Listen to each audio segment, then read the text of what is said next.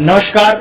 आज हम बजरंग सेना जो एक देश में एक अलग ही संगठन है और उसकी अलग ही पहचान है, भगवा रंग के साथ और जय श्री राम के नारे के साथ पूरे प्रदेश में गूंज रही है और पूरे देश में।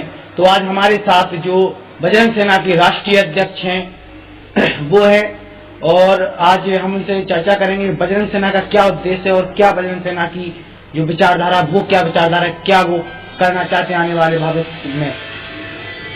जी, सबसे पहले तो आपको जन्मदिन की शुभकामनाएं। बहुत बहुत धन्यवाद अजय भारत न्यूज का। तो आप लोग अयोध्या तक मेरे जन्मदिन के उपलक्ष्य में यहाँ तक आए, सभी पूरी टीम का मैं बहुत बहुत धन्यवाद करता हूँ।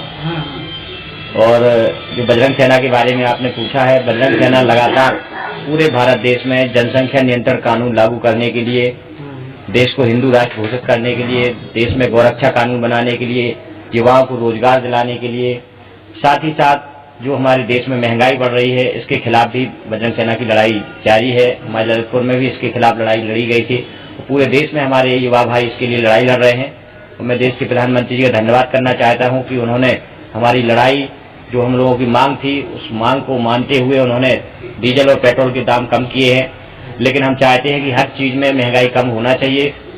साथ ही साथ पूरे भारत देश में हमारे बजरंग सेना द्वारा रैलियां निकाली जा रही हैं देश को हिंदू राष्ट्र घोषित करने के लिए। तो मैं चाहता हूं कि देश के प्रधानमंत्री इस पर भी विचार करें और जल्दी से जल्दी देश को हिंदू राष्ट्र घोषित करें।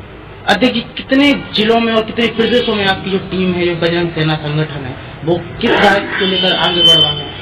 पूरे भारत देश में लगभग 22 से 23 प्रदेशों में बजरंग सेना की टीम काम कर रही है। हर जिले में सक्रिय रूप से काम कर रही है और सबका लक्ष्य एक ही है, देश को हिंदू राष्ट्र घोषित करना, देश में जनसंख्या नियंत्रण कानून लागू करवाना, युवाओं को रोजगार दिलाना और महंगाई को कम करना, गौरक्षा कानून बनवाना। इसी उद्देश्य के साथ हम लोग आगे बढ़ रहे हैं। अच्छा अध्यक्ष जी, एक बात और, जैसे राजनीतिक संगठन कहा जाए या फिर भावना या विचारिक संगठन, ये धार्मिक संगठन है, सामाजिक संगठन है और हम लोग धर्म के लिए लड़ाई लड़ रहे हैं, समाज के लिए लड़ाई लड़ रहे हैं और देश के लिए लड़ाई लड़ रहे हैं। क्या बजरंग सेना का राजनीतिक उद्देश्य है कोई? बजरंग सेना का चुनाव आ रहा है यूपी में।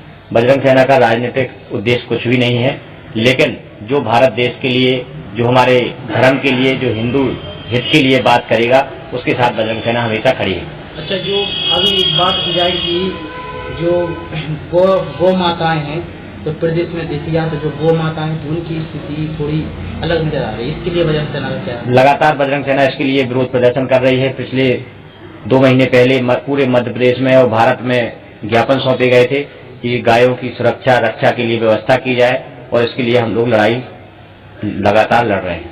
अच्छा अध्यक्ष जी, एक बात और, बुंदेलखंड है जो अपने उत्तर प्रदेश का सबसे पिछला वो है, तो इसमें जो जिले हैं उनमें खाद की समस्या आई है, तो इस पर बजरंग सेना ने कितना फोकस किया है?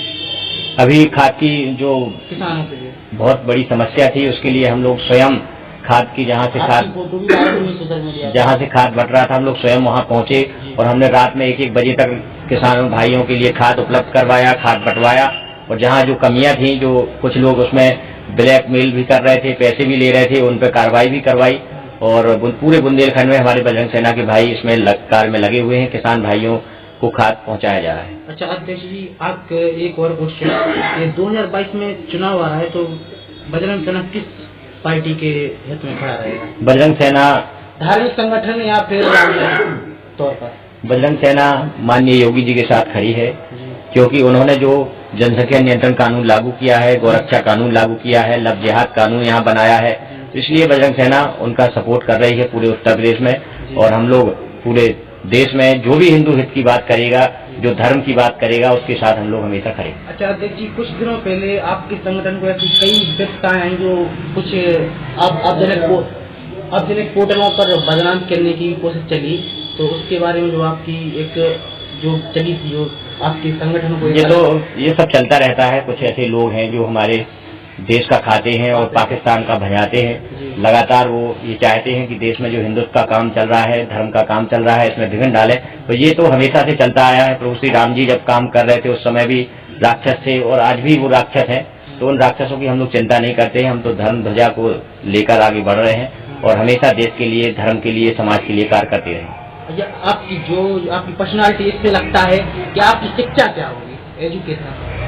शिक्षा हमारी छतरपुर से हमने शिक्षा ग्रहण की है और बीएससी है, इंदौर से हमने बीई भी की है और हमारी पूरी हमने युवा भाइयों को धार्मिक संगठन में कितने कमाते हैं आप?